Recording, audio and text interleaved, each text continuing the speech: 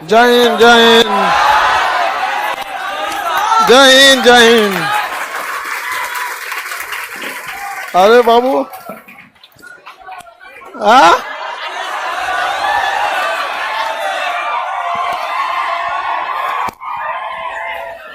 चलो हल्ला उल्ला नहीं करो।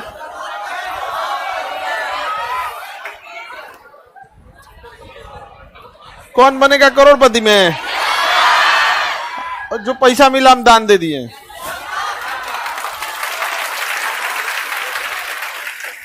आप लोग का क्लास भी गैप हो गया था कल। हाँ आप लोग, अच्छा वो अभी टीवी पे देता है ना?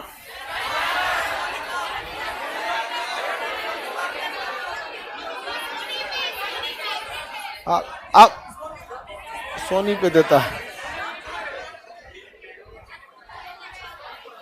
चलिए अब देखते हैं हम लोग कौन बनेगा करोड़पति में। हमको सबसे ज्यादा खुशी था अमिताभ बच्चन से मिलने का।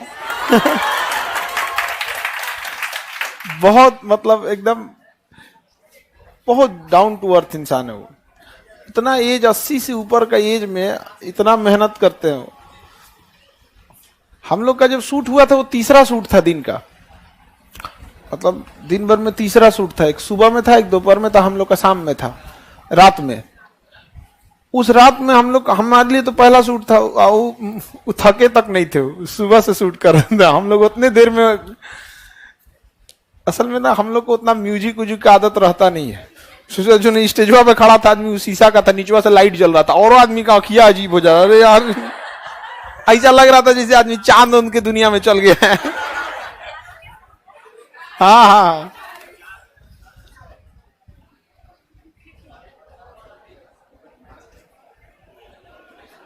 चलिए अब देखते हैं। आप क्वेश्चन देखिए, कौन बनेगा करोड़पति? क्वेश्चन से मतलब क्या आई भाई? यहाँ पे क्वेश्चन जीके जीएस का ही तो रहेगा, उसमें कौन चीज आता है। लेकिन सबसे ज्यादा खुशी था, सामने अमिताभ बच्चन बैठे थे। बहुत अच्छे इंसान है, बहुत अच्छे। और जितना एज में एक्टिव है, बाप रे, इसे हाइट उठ भी बहुत। हम जहां से खड़े हो जाएंगे लाइन वहीं से लगेगा। अच्छा उधर वहां पे ना राखी, रक्षाबंधन, आप लोग राखी वगैरह देख के पूरा मुंबई लोग ऐसे हिल गया कि भाई इतना राखी कहां से हो गया। अगली बार हमारे राखी के लिए हम अभी से प्लान कर रहे हैं, बनाएगा कैसे? एक्स्ट्रा हाथ जोड़वाएंगे हम, प्लास्टर वाला होता है ना, तो इनसे एक्स्ट्रा इसमें से जोड़वा देंगे, इतना दूर तक रहेगा, बनवाने में भी इजी रहेगा। बांध दो जी उधर से।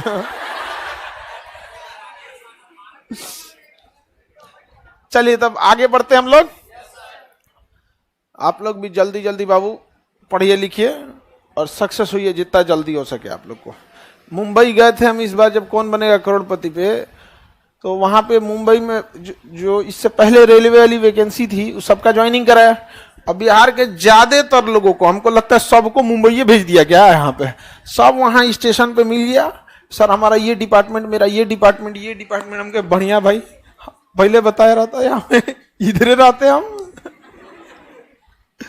बढ़िया लगता है जब आप लोग को जैसे डांटे बोले, फिर अपने जगह पे जाके अपने ऑफिस में आप अपना काम संभालते होते हैं। ऐसा लगता है कि बकलोलवा को हम खाली बकलोल बोलते थे सब नहीं, ये बकलोल क्या है पंडित जी? हाँ चलिए, हम आपको इससे पहले के क्लास में कुषाण समझा दिए थे, नहीं समझाना था। कुषाण को क्या करना था? समझाना था। आईएसपीके के बारे में बताते हैं।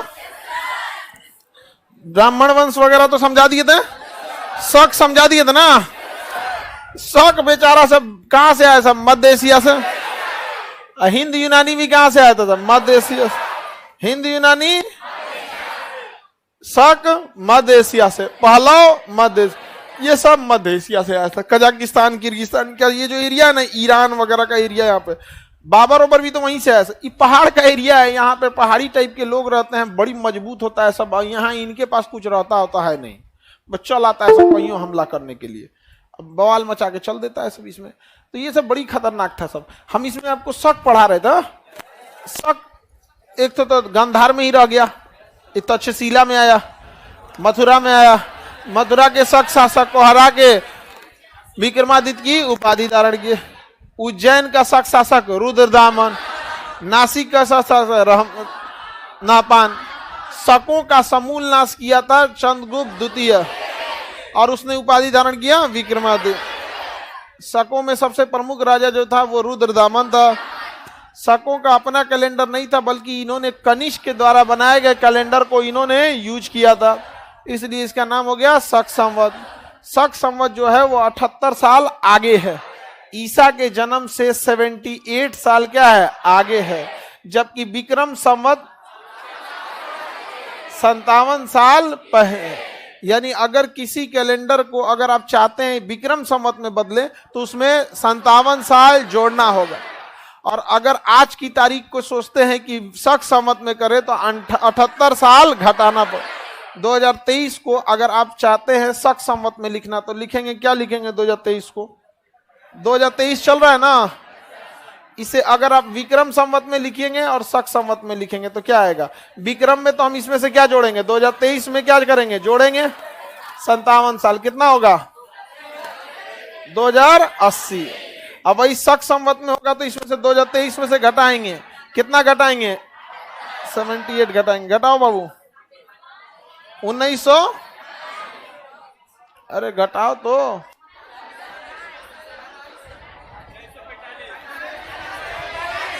45 45। तो अभी शक संवत के हिसाब से हम किस में चल रहे हैं, अब विक्रम संवत के हिसाब, ग्रेगोरियन के हिसाब से 2023 ज्यादा इजी है ग्रेगोरियन कैलेंडर, तो इसलिए सारी दुनिया किसको फॉलो करती है, ग्रेगोरियन। क्रिश्चियंस ने ना पूरी दुनिया को अपने हिसाब से अडॉप्ट करा दिया, आपको उनकी मजबूरी है उनको फॉलो करना होगा, उनका एजुकेशन सिस्टम, उनका कल्चर, उनकी टेक्नोलॉजी सब फॉलो करना पड़ेगा। हम लोगों ने ना एक समय था कि हमने दुनिया को बहुत कुछ दिया था, लेकिन अभी हम लोग बहुत कुछ देने वाले नहीं बन गए, बल्कि ज्यादातर हम कंज्यूमर बनते जा रहे हैं।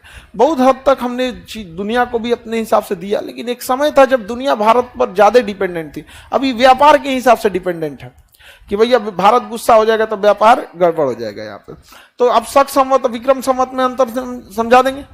अच्छा, इन दोनों में कितने का गैप होता है,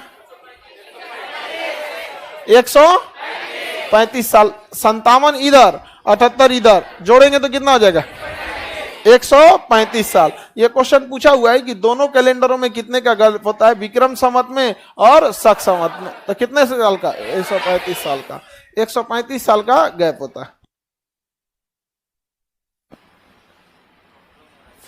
तो 135 साल का क्या रहता है वो गैप। हम लोग का कैलेंडर देखिए, शक संवत हो या विक्रम संवत हो या मुस्लिम धर्म का हिजरी कैलेंडर हो, ये सब चंद्रमा पर आधारित है। किस पर आधारित है, चंद्रमा पर। जबकि ग्रेगोरियन कैलेंडर सूर्य पे आधारित है, सूर्य फिक्स है, वो जल्दी उसका पाता आगे पीछे नहीं होता, इसलिए ग्रेगोरियन कैलेंडर में जो त्योहार जब आता है उसी दिन मनाया जाता है। समझ में आ गया कि नहीं आ गया। जबकि जितना कैलेंडर चंद्रमा पर आधारित है उसके त्योहार बदल जाएंगे, लोग उसके त्योहार क्या हो जाते हैं, बदल जाएंगे, क्योंकि चंद्रमा पहले ही चक्कर लगा देता है, उसमें 28-29 का महीना हो जाएगा और इसमें 30 और 31 का महीना होता है, बस ये पीछे रहते जाएगा। इसलिए जो जो कैलेंडर चंद्रमा पर आधारित है उन कैलेंडर के हिसाब से मनाए जाने वाला त्योहार का भी डेट बदलेगा, चाहे वो हिंदू धर्म का शक संवत हो, मुस्लिम धर्म का हिजरी संवत हो, उसका डेट क्या हो जाएगा, बदल जाता है, हमेशा पीछे खसक जाता है। अब देखिए, जो हिंदू धर्म का कैलेंडर शक संवत है, हालांकि वो तो कनिष्क ने बनाया था, वो भारत का था ही नहीं, कुषाण का था, शकों ने यूज किया, अलग बात है। तो ये क्या होता है ना, घसकते जाता है। लेकिन शक संवत में ऐसी व्यवस्था है कि हर 3 साल के बाद एक एक्स्ट्रा महीना फ्री में जोड़ दिया जाता है। अब मान के चलिए हर महीने वो 10-11 दिन पीछे घसक रहा है, तो एक साल में जैसे कोई त्योहार है, हर साल कितना घसकेगा, 10 से 11 दिन। तो मान के चलिए 11 दिन घसक, 10 दिन घसका, तो इस साल 10 दिन घसका, फिर अगले साल 10 दिन घसका, फिर अगले साल 10 दिन घसका, कितना हो गया। अब अगले साल घसकने के बजाय एक एक्स्ट्रा महीना जोड़ दिया जाएगा, तो ये जो तनी तनी करके घसका था, एक के बार एक मलमास नाम का महीना जोड़ेंगे तो फिर आगे चल जाएगा। इसलिए देखिएगा, होली का त्योहार कभी मार्च लास्ट में पड़ेगा, फिर मार्च बीच में पड़ेगा, और फिर मार्च शुरू में पड़ेगा। अब की बार लगा है मलमास, फिर भेज देगा कहां पे, लास्ट में। मलमास लग गया ना। इस बार का होली कब है, 28 मार्च को। अरे देखो देखो, 24 मार्च, हाँ ठीक है, मैंने मार्च में ढकेल दिया ना पीछे।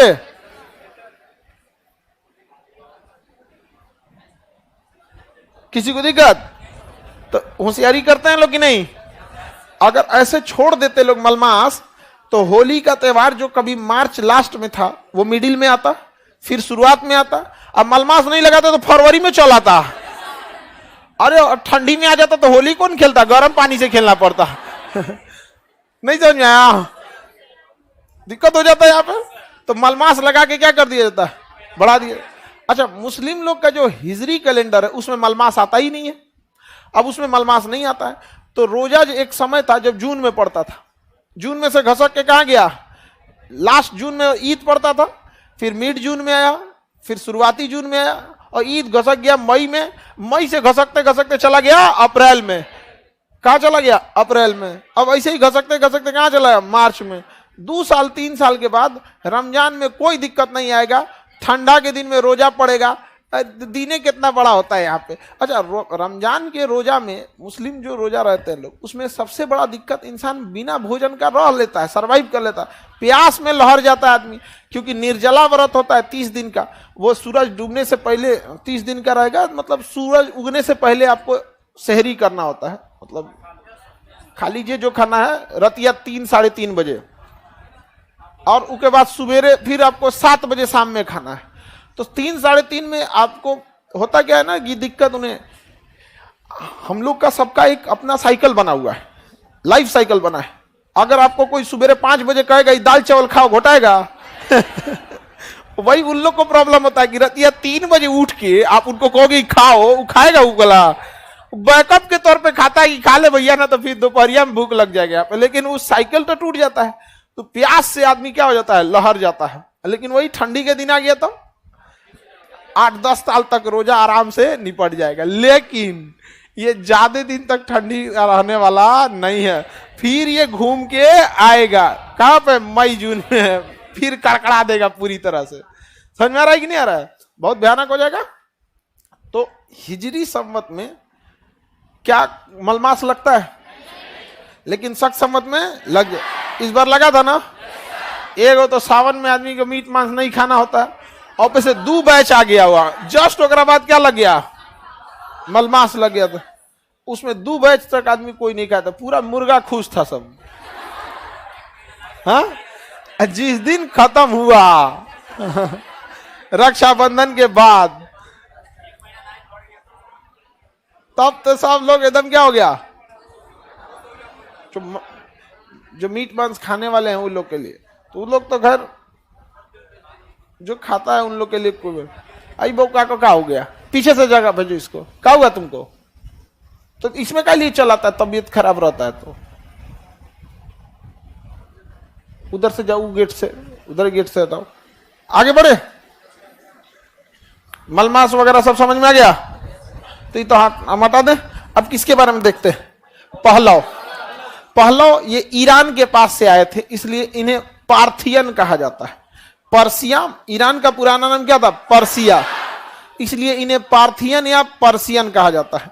पहलव कहिए, पार्थियन कहिए, पहलव कहिए या पार्थियन कहिए, पहलव या पार्थियन दोनों क्या है, इन्हीं का नाम है। पहलव या पार्थियन दोनों इन्हीं का नाम है। ये भारत में आए किसके बाद, शकों के बाद। हालांकि ये चारों एक साथ शासन करते थे, शासन चारों का कैसा था, एक साथ शासन था, लेकिन ये कुछ खास योग्य शासक नहीं थे। इनका शासन उतना योग्य नहीं था। किसका, पहलव वालों का। पहलव वाले का वो बीच वाले गेट पे एक लड़का का तबीयत खराब, उधर गेट खोल दो उसको, मौका को पता नहीं कैसे तबीयत खराब हो जाता है इसे। अच्छा, तबीयत का कोनो अचानक थोड़े खराब होता है, अभी 10 मिनट पहले नहीं चल जा सकता था। लेकिन इस आज का जो जनरेशन है ना हिंदुस्तान, ये हिंदुस्तान में ना लोग सबसे पहले अपने बारे में सोच देते हैं, उसके बाद जाए दुनिया भर में। तो बड़ा ही आजकल का ये यंग जनरेशन है, इसका दिमाग पता नहीं कहां घसक गया है। यहाँ पर मेट्रो में चढ़ के उल्टी कर देता है सब। ये बताओ, मेट्रो हर 2 मिनट पे रुक जाती है। आपको इससे कोई मतलब नहीं है कहां का टिकट लिए, कोई मतलब नहीं, आप किसी ट्रेन में घुस सकते हैं। आप जहां का टिकट लिए हैं वहां वो गेट खुल जाएगा, आपके पास 1 घंटे टाइम होती है। हम मेट्रो में बैठे हैं, हमको जाना था 10 स्टेशन पे, हम 5वें स्टेशन पे उतर के आधा घंटा टहल रहे हैं, कोई दिक्कत नहीं, दूसरी आई तीसरी आई, फिर बैठ के चले गए, 1 घंटा उसकी 1.5 घंटा टाइमिंग होती है जरूरत के हिसाब से। वहां तो वोमिटिंग आ रही है तो उतर के वहां पे स्टेशन पे डस्टबिन है ना, वही में पूरा किचाइन कर देगा यहाँ पे। उसमें क्या मतलब बनता है? एक ये इंडियन रेलवे वाला जो है ना, उसमें एक समझ में आता है कि इसका स्टॉपेज ज्यादा लंबा लंबा होता है, कई ट्रेनों का अलग अलग स्टॉपेज होता है, सुपर फास्ट है तो उसका और दूर रहेगा। अच्छा, इसमें जगह भी रहता है, मेट्रो में तो खैर ना बेसिन रहता है ना वॉशरूम रहता है, कुछ नहीं रहता, लेकिन पता नहीं क्या करता है। 2 स्टेशन है भाई, तुमको पहले से एहसास हो रहा होगा। अच्छा, जिनको वोमिटिंग का प्रॉब्लम होता है उनके पास अपने पास पहले उनका दवा रखना चाहिए कि भैया अगर हमको गाड़ी में बैठते हो मीटिंग होता है, कुछ खट्टा चीज चाटने के लिए रख लो, हजमोला वगैरह यहाँ पे होता है जिनको वो मीटिंग आती है। हम लोग जहां कर रहेंगे वहां कोई स्ट्रिप्सिल रखा रहता है, चाहे जहां पे भी जहां जहां पढ़ाना रहता है। पढ़ाते पढ़ाते गला क्या हो गया, उजड़ गया है।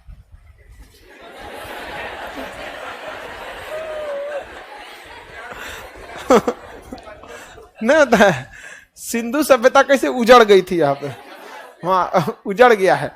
अभी फिल्म सिटी में गए थे ना, तो केबीसी की शूटिंग के लिए, तो उसमें ना कई तरह के आर्टिस्ट, फिल्म सिटी है कोई दुनिया ही है, उसमें खूब बिल्डिंग बनाएगा, उसमें फिर बम लगा के उड़ा देगा, उसी में हीरो कूद के भागेगा इससे यहाँ पे, हीरोइनिया को लेके भागेगा यहाँ पे,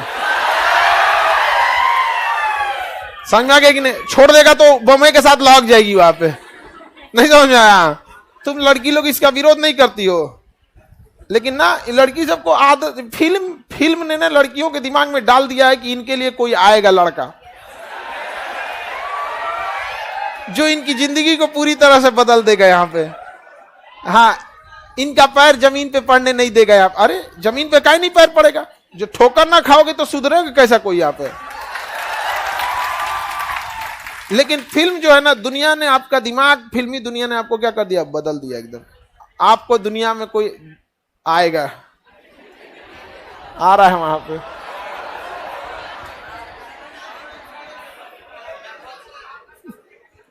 एक से एक रहता है यहाँ पे फिल्मी दुनिया वाला यार। फिल्म सिटी में ना बड़ी अलग अलग टाइप की पूरी वो होती है वहां पे, उन लोग का अपना पूरा दुनिया ही बना के रखा है लोग यहाँ पर। कोई उधर अपना वो बना रहा है, कोई उधर बना, उसमें पुरानी फिल्मों उन लोग की शूटिंग होती है ना यहाँ पे, जैसे ये सब पहल कैसे कोई बाहिस्मती वगैरह, तो सबका किला उला भी बना के रखा।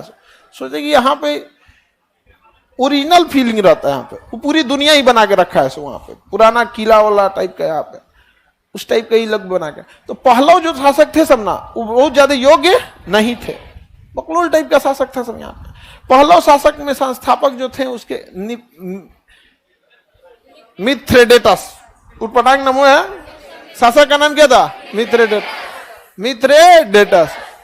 पहलव शासक का नाम मिथ्रेडेटस।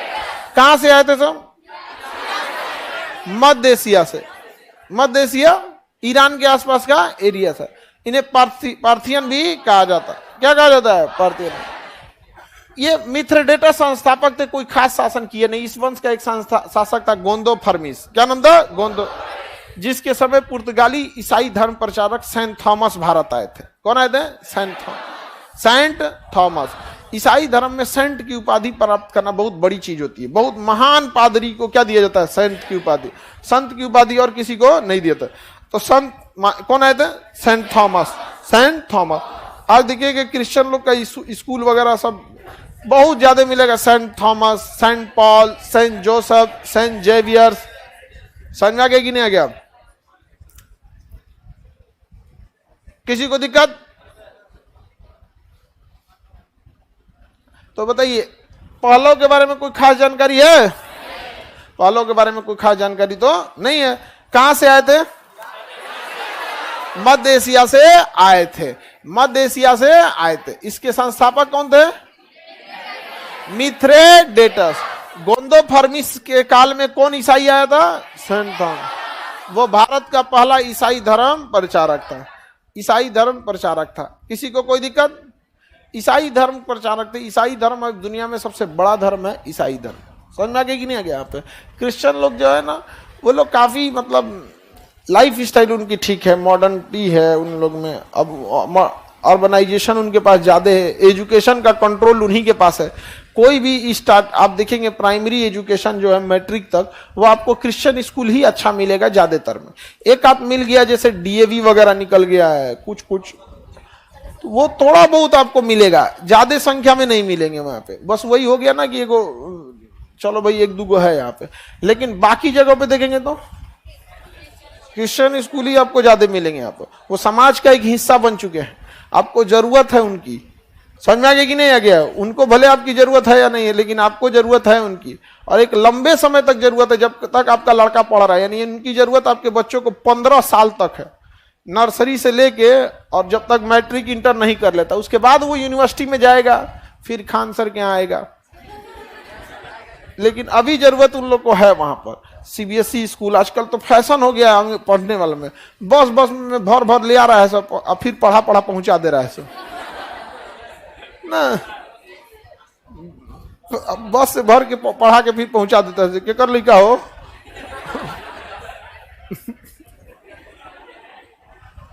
तो गांव में तब यही हो जाता है ना, पढ़ पढ़ पहुंचा दे रहा है वहां पे। अब उसका होमवर्क वगैरह मिलते रहता है, कभी डायरी मिलता है कि होमवर्क करो तो ये करो वो करो, दुनिया भर का नियम कानून बना दिया यहाँ पे।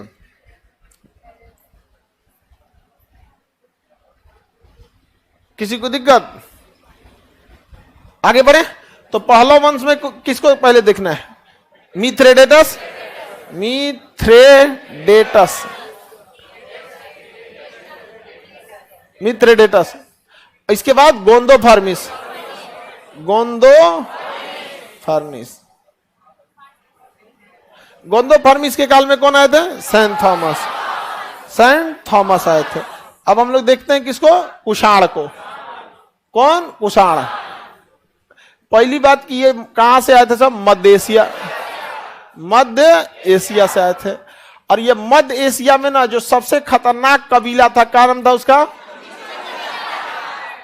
यूची कबीला का ही एक हिस्सा था, यूची कबीला का ही एक हिस्सा था। यानी ये जो थे भाग के नहीं आए थे सब, इनको चोटियाते हुए पीछे आए थे सब आप। अब मध्य एशिया में आमू दरिया से लेकर अब भारत में गंगा नदी तक फैल गए थे सब। मध्य एशिया में कौन नदी है? आमू दरिया। कौन नदी? आमू दरिया। और लेके भारत में कहां तक फैल गया सर? गंगा नदी तक फैल गए थे सब। इन्होंने पेशावर यानी पुरुषपुर को राजधानी बनाया। पेशावर किसे राजधानी बनाया? पेशावर। पाकिस्तान में जगह है पेशावर। पेशावर जगह कहाँ है? पाकिस्तान में पेशावर। वहां क्रिकेटर वगैरह बड़ी फेमस हुआ था सब। हालांकि आजकल तो पाकिस्तान की मुद्रा, क्रिकेट टीम सब खतरे में है। समझ में आ गया कि नहीं आ गया? यहाँ पे वही ना हार गया सब बहुत बुरी तरह। श्रीलंका हारा कि पाकिस्तान? पाकिस्तान भी तो हार गया। चलिए अब अक्टूबर से वर्ल्ड कप चालू है, इसी तो 27 से। फाइनल कब है जी वर्ल्ड कप? नवंबर में। चलिए बढ़िया है।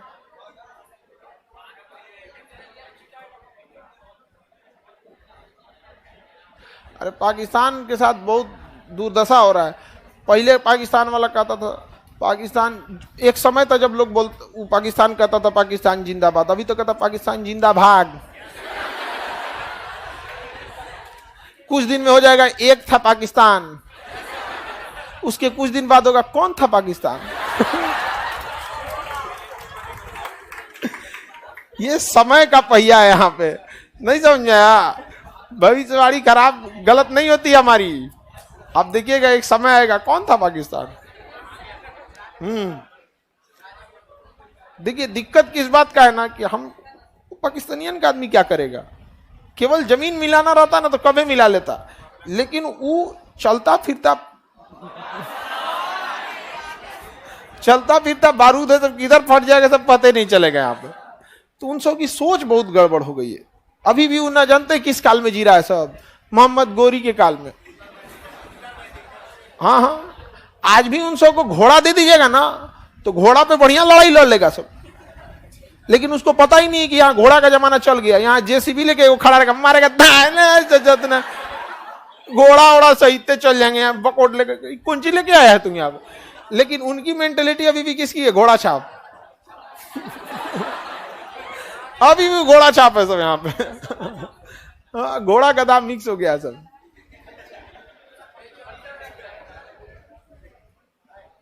आगे बढ़े तो पेशावर को इन्होंने क्या बनाया था? राजधानी।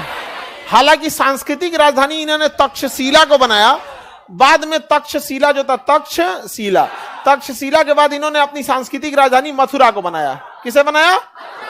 मथुरा को बनाया। ये मध्य एशिया से भारत में आए थे, मध्य एशिया से आए थे। इस वंश का संस्थापक का नाम था कुडुल कडफिसस। क्या नाम था? कुडुल कडफिसस। कुडुल कडफिसस, कुडुल कडफिसस। ये शैव धर्म को मानता था। किसे मानता था? शैव धर्म को। शैव धर्म को मानता था, यानी शंकर जी को मानता था। जितना बलशाली वाले लोग होंगे, बल जिनको चाहिए होगा यहाँ पर, वो या तो शंकर जी को या तो हनुमान जी को है। शंकर जी का तो बात कर अलगे है यहाँ पे। तो एकदम किसका मानता है ये? शैव धर्म को। कैसे पता शैव धर्म को? क्योंकि इसके सिक्के के पीछे एक और ये था, एक और इसके पीछे नंदी बैल था। शंकर जी का नंदी सवारी नंदी, तो ये इनके सिक्कों पे क्या था? सिक्का पर इसके नंदी का फोटो था। किसका था? नंदी का। नंदी का क्या था? फोटो था, जिससे ये पता चलता है ये किस धर्म को मानता था? शैव धर्म को मानता था। कुडुल कडफिसस, कुडुल कडफिसस। हालांकि यह एक जिस तरह से यूची कबीला वाले एक आक्रमणकारी के तौर पे थे, जब ये भारत आया था ना, पेशावर के एरिया में, पाकिस्तान के पेशावर वाला एरिया में, पाकिस्तान का पेशावर का एरिया में आया था, तो उस समय भी एक राजा के रूप में स्थापित नहीं कर पाया था खुद को, बल्कि एक आक्रमणकारी के रूप में क्या किया था?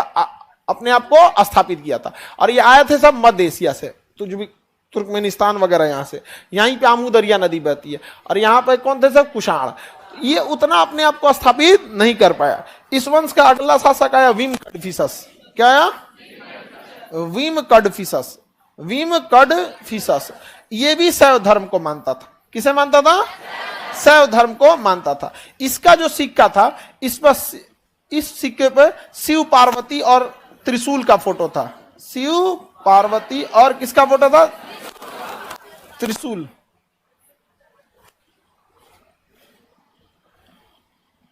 शिव पार्वती और त्रिशूल का फोटो था। ये तो पूरा एकदम गणेश जी को काहे छोड़ दिया ये? पूरा फैमिली था। तो ये तो और बड़का क्या निकला? शैव भक्त निकला यहाँ पर। समझ में आ गया कि नहीं आ गया? तो बताइए, भीम कडफिसस जो था, भीम कडफिसस, ये किस धर्म को मानता था? किसे? शैव धर्म को मानता। किस धर्म को? शैव धर्म को। सिक्के पर किसकी चर्चा थी? शिव पार्वती और त्रिशूल। इसे कुषाण वंश का वास्तविक संस्थापक कहा जाता है। किसे? भीम कडफिसस को। किसे? भीम कडफिसस को। इस वंश का सबसे खतरनाक शासक आया कनिष्क। किसने? कौन आया? कनिष्क। और कनिष्क ने 78 ईस्वी में अपना क्या कराया? राज्याभिषेक। क्या कराया? राज्याभिषेक। और इसी समय इसने कौन सा कैलेंडर चालू किया? शक संवत। शक संवत थोड़ी चालू किया था, कनिष्क संवत चालू किया था। लेकिन उसका सबसे ज्यादा प्रयोग किसने किया? देखिए, एक झूठ को 100 बार बोलिएगा तो सच लगने लगता है। बताइए, उस कैलेंडर का नाम था कनिष्क संवत। उसको शकों ने इतना यूज हुआ कि पढ़ाते वक्त भी आदमी उसको क्या कहता है? शक संवत। हालांकि उसने क्या चालू किया था? कनिष्क संवत। कनिष्क बहुत ही महान शासक था। कनिष्क बहुत ही महान शासक था। यहाँ पे योद्धा था, इसे लड़ाई उड़ाई लड़ने का बहुत शौक था। और ये बहुत विद्वान व्यक्ति था, तो पढ़ने उड़ने में भी ठीक था, विद्वान भी था और योद्धा भी था। साम्राज्य विस्तारवादी नीति थी कनिष्क की। कनिष्क के समय कुषाण वंश सबसे तेजी से फैला था। यहाँ पर कनिष्क के दरबार में बहुत सारे विद्वान लोग भी रहते थे। कनिष्क ने पटना पर आक्रमण कर दिया। कहां पर आक्रमण किया? पटना पर, पाटलिपुत्रा पर आक्रमण कर दिया। कहा कि यहाँ चलो, यहाँ पर हमला करते हैं। अब पाटलिपुत्रा पे क्या कर दिया? आक्रमण किया। और यहाँ महात्मा बुद्ध का जो भिक्षा पात्र था, महात्मा बुद्ध का भिक्षा, ओरिजिनल भिक्षा पात्र, जिसमें महात्मा बुद्ध क्या मांगते थे? भिक्षा। वो भिक्षा पात्र ले लिया क्योंकि यह बौद्ध धर्म का बहुत बड़ा अनुयायी था। कहा कि महात्मा बुद्ध का भिक्षा पात्र लेके चलते हैं, क्या कहते हैं, लेके चलते हैं। अब यहां जब आया तो यहीं हाट पे एक बहुत बड़ा क्लास चल रहा था आशु घोष का। उस समय सबसे बड़ा बैच किसका था, आशु घोष। आया, आशु घोष को उठा ले गया, कहा कि चलिए अब आप आगे, अब हम हमारे यहाँ पढ़ाइएगा पेशावर में, पुरुषपुर में, चलिए वहीं पे आपका क्लास चलेगा। आशु घोष कहा कि ये सब का क्या होगा, तो कहे कि ऑनलाइन एक्सेस दिया जाएगा ये सब ऑनलाइन नहीं था उस समय, तो ये सब को किसी असिस्टेंट को लगा दिया। लेकिन उस समय क्या था, ठीक है अभी आशु घोष नहीं है जी, नहीं तो पता चला फिर कोनो पाटलिपुत्रा पे आक्रमण करेगा, हमरा लेके चल जाएगा। नहीं समझ में आया? अरे अब हम लोग रख लेंगे, हम लोग रख लेंगे। कनिष्क आया पाटलिपुत्र पर आक्रमण करने, यहीं रह गया। नहीं समझ में आया? तो यहां से लेके चला गया किसको, आशु घोष। आशु घोष कहें कि भाई हमको सम्मान से ले गया था, किडनैप करके नहीं, धमकी भी दिया था, सम्मान भी दिया था कि चलिए मास्टर साहब वहां कोई दिक्कत नहीं होगा, पूरी फैमिली के साथ चलिए, अपना जितना ही पढ़ने लिखने वाला सामान है सब ले चलिए, वहीं क्लास लेना होगा, यहाँ रहिएगा तो बहुत ही दिक्कत होगा समझ गए कि भैया यहाँ रहेंगे तो क्या करेगा, व्यवस्था कर देगा। और वो चले गए कहां पर, कनिष्क के साथ वहां पर। और कनिष्क के साथ जब वहां गए तो वहां ये बहुत विद्वान थे, कौन, आशु घोष। अश्वमेघ कौन कह रही है, तो और है सब यहाँ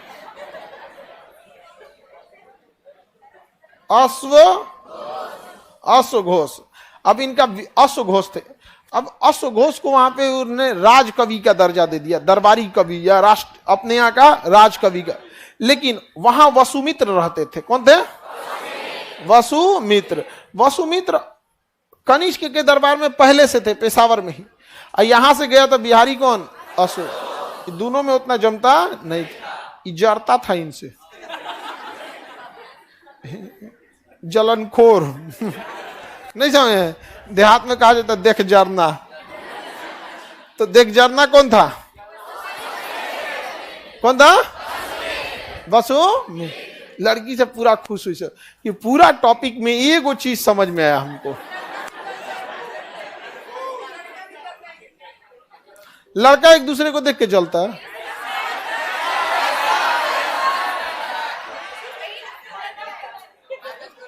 यही ज्यादा चलता है सब, बाप रे बाप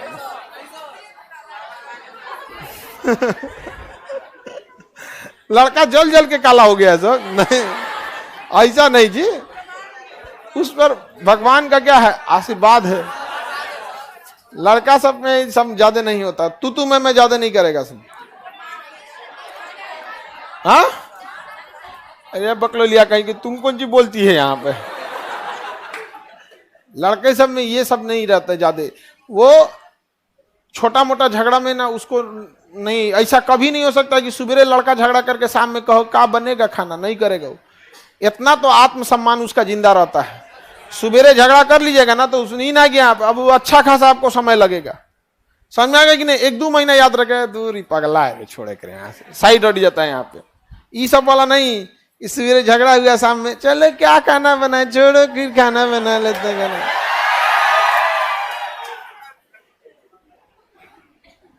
ऐसा होता है जी। हाँ हमारा तो क्लास 5-6 में पढ़ते थे तो एगो से झगड़ा हुआ था टिफिन को लेके, आज लेना बोलते हैं। हमको अभी याद है, अगले बूढ़ हो जाएंगे ना तो नाती पोता को समझाएंगे, एक रस मत बोलिए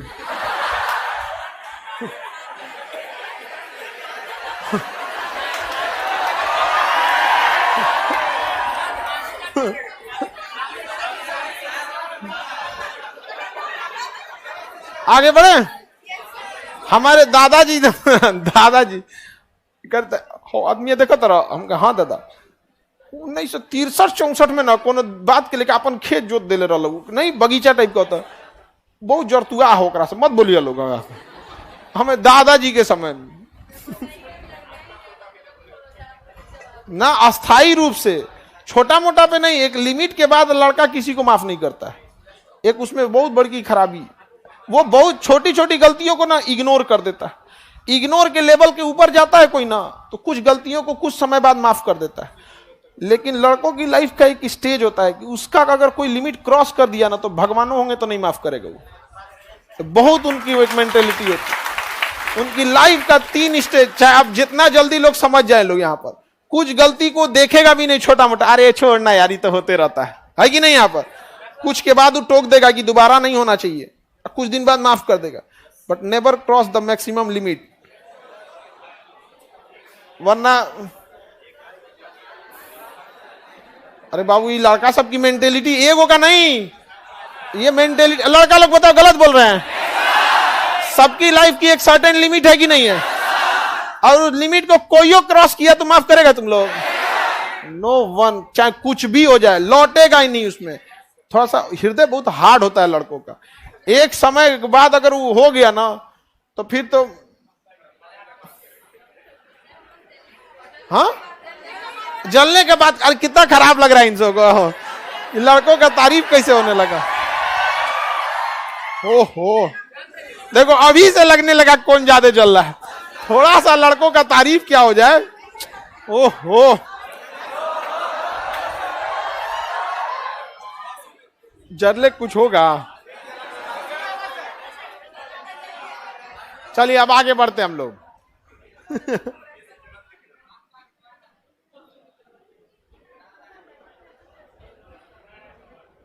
देखिए, चौथी बौद्ध संगीति जो हुई थी वो कनिष्क के काल में हुई थी। चौथी सदी में हुई थी, प्रथम सदी में। कहां हुई थी? कुंडलवन। कहां हुई थी? कुंडलवन। और इसके अध्यक्ष बनाए गए वसु, उपाध्यक्ष बनाए गए। हालांकि कनिष्क चाहता था अध्यक्ष बने अशोक, लेकिन फिर पंडित जी आप ज्यादा जानते हैं इसको। अगर गांव में दूसरे गांव का पंडित जी आ जाएंगे तो भाई हमारे यहाँ का पंडित पुरोहित जो रहेंगे वही ना कराएंगे। तो भाई ज्यादा विद्वान कौन था, लेकिन मजबूरी में किसे कराएगा। लेकिन अगर पंडित जी अगर बनारस से आए हैं तो तब वही आके कराते हैं, पूजा कराते हैं ना। हमारे यहाँ बनारस वाले लोग का बहुत वैल्यू है, पंडित जी लोग का वहां पे। अच्छा, उनका ना उच्चारण भी बहुत क्लिष्ट होता है एकदम, बहुत। हाँ, एक बार में पूरा कर देते हैं। हाँ, तो वो लोग का वो इंटरनेशनल लेवल के हैं लोग, बनारस के पंडित जी लोग। वो वहां पे शास्त्री वगैरह मतलब सारा बड़ा बड़ा जितना कोर्स होता है ना, सबका बनारस में बहुत ज्यादा होता है। आज से नहीं, प्राचीन काल से हो रहा है। तो चौथी बौद्ध संगीति में बौद्ध धर्म 2 भाग में बढ़ गया, हीनयान और महायान। हीनयान और महायान। महायान थोड़ा सा आसान, थोड़ी सी सहूलियतें दी गई किसमें? महायान से। थोड़ा सोना का वस्त्र पहन सकते हैं, थोड़ा खान पान की छूट दी गई थी। तो एक राजा की दृष्टि से देखिएगा तो महायान थोड़ा सा उसके मानने के लिए आसान हो जाएगा, क्योंकि एक राजा एक प्रतिनिधि के लिए मतलब एक बहुत ज्यादा कठोर नियम में बांध दीजिएगा ना उसको, तो काम नहीं चल पाएगा उसका। समझ में आ रहा है कि नहीं आ रहा है? यहाँ पर बहुत ज्यादा अत्यधिक कठोर नियम में बांध दीजिएगा किसी को, तो एक राजा के लिए वो संभव नहीं है, या किसी प्रतिनिधि करने वाले के लिए संभव नहीं है। अब जैसे आपके गांव का मुखिया ही है, अब वो अपने किसी धर्म का है, पूरा धर्म को लेके चलेगा तो कैसे होगा? उसको तो सबको लेके चलना है ना। अब बहुत ज्यादा अगर आपको धर्म को लेके चलना है तो व्यक्तिगत जीवन जिए। नहीं समझ में आया? व्यक्तिगत जीवन जिए, जाइए पहाड़ में, या फिर आप संलेखना, या फिर अपना मुस्लिम में है तो हाफिजा कर लीजिए एकदम बैठ के पूरा यहाँ पर। नहीं समझे? लेकिन जब आप सांसारिक जीवन में एक प्रतिनिधि के रूप में आएंगे तो आपको सबको लेके चलना पड़े। समझ में आएगी नहीं? तो कनिष्क को ना बहुत दिक्कत होता था, पूरी तरह नियम बांध देंगे तो उसको शासन करने में बहुत कठिनाई आती थी। तो कनिष्क किस शाखा को मानता था? कनिष्क किस शाखा को मानता था? हाँ, महायान शाखा को मानता था। इसने ही महायान शाखा का चीन, थाईलैंड, इंडोनेशिया इस सब तक क्या किया था? विस्तार कराया था। यहाँ पर अश्वघोष इसी के दरबार में रहते थे, पार्स इसी के दरबार में रहते थे। पार्स, चरक, नागार्जुन, ये सब किसके दरबार में रहते थे? कनिष्क के दरबार में। बुद्ध चरित्र किसने लिखा है? बुद्ध चरित्र वसुमित्र ने क्या लिखा?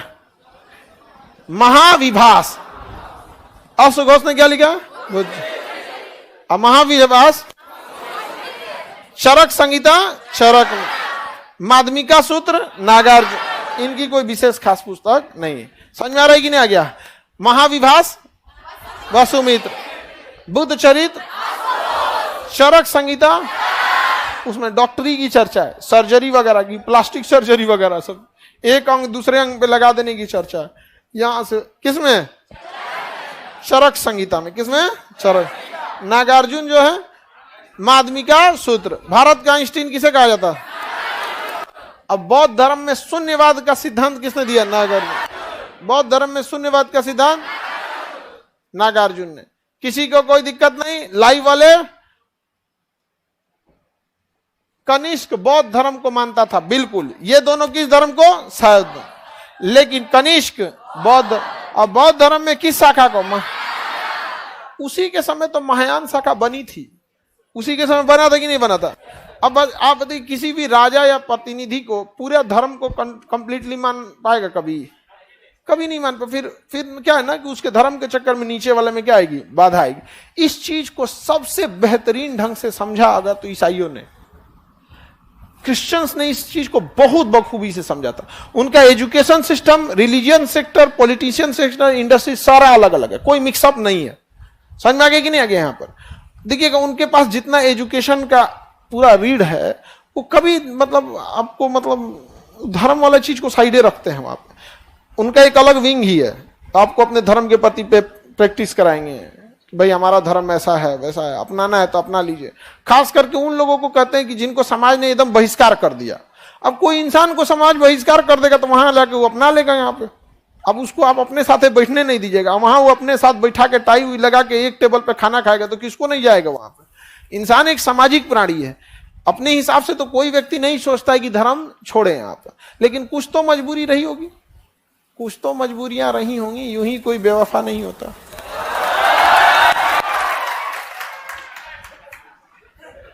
इधर फिर आया है चाचा वाला कोनो। किधर है? किधर पिछड़ा है? किधर था? देखो उसको देखो, ध्यान से देखो। उसका फोटो निकाल के अब लगाया जाएगा, स्तंभ लेख। हाँ, उसका नाम रहेगा पड़ोसी लेख। नहीं समझ आया? अलग अलग लेख रहेगा, चचा लेख, पड़ोसी लेख, पर्यटक लेख। किसी को दिक्कत? कनिष्क महान था कि नहीं था जी? बताइए, इसका कैलेंडर कौन लेके चल गया? कौन ले गया? Any problem? कोई दिक्कत? आप जी गेंडा, कोई दिक्कत? कोई दिक्कत नहीं? कनिष्क याद रहेगा। किस कबीला के थे ये लोग? किस धर्म को मानता था? कनिष्क किस धर्म को? कुडुल कटविशस, विम कटविशस। कनिष्क किस कबीला के थे? किस नदी से विस्तार था? आमू दरिया। अब भारत में क्या ये दक्षिण भारत या मध्य भारत गए थे? उत्तर भारत में इनका कब्जा था। यहां पर कौती बौद्ध संगीति थी। कनिष्क की राजधानी पुरुषपुर पेशावर थी, बाद में सांस्कृतिक राजधानी तक्षशिला, उसके बाद अश्व घोष ने कौन सी पुस्तक लिखी? बुद्ध चरित्र। वसुमित्र ने महाविभास। चरक ने माध्यमिका सूत्र किसने लिखा? शून्यवाद का सिद्धांत भारत का आइंस्टीन। द्वितीय अशोक कनिष्क। द्वितीय अशोक कनिष्क को कहा जाता है द्वितीय अशोक। हीनयान और महायान किसके काल में बटा? कनिष्क किस शाखा को मानता? सहूलियतें दी गई थी ज्यादा, जबकि कोई सहूलियत नहीं दी गई। सबसे प्राचीन शाखा कौन था? हीनयान। किसी को कोई दिक्कत? कनिष्क के समय और भी चीजें हुई थी। अब कल हम लोग कनिष्क के बारे में और डिटेल से पढ़ेंगे। आज के लिए इतना ही रहने देते हैं, चले।